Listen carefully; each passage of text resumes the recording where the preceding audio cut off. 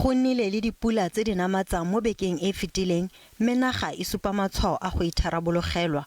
Go santse go le gale go ka kaya seno e le katlego, mme balemirui ba re ba na le tsholofelo e usang pelo. There are still farms that didn't and are still in desperate need for help. Komelelo e neng e etegetse go gaisa mo dingwageng tse lekgolo e bakile gore leruo la Profense le fokotsege ka halofo. Agri Northern Cape ya re balemirui ba tlhoka go simolola kwa tshimologong, mme ba tshwanetse go dira seno ka kelotlhoko. With this herd on the land, on this stage, they have to keep the ewes to start building on their amount of animals.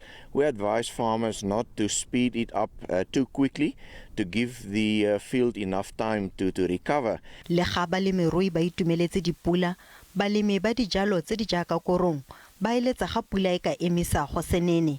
Dihektara di ka nna 20,000 tsa korong di santse di le mo mmung, mme pula e diegisa kotulo ya korong e ka jang diranta di le dibilione tse 5. We're producing high quality and import low quality to get a nice average for the bread. But if the rain is going to proceed and we are going to lose the quality of the wheat, it will definitely have an impact, and it will have a price impact. Balemi ba re ga maemo a bosa a ka letla ba ka konesetsa kotulo mo bekeng e tlang le go jala mmidi ka gangwe.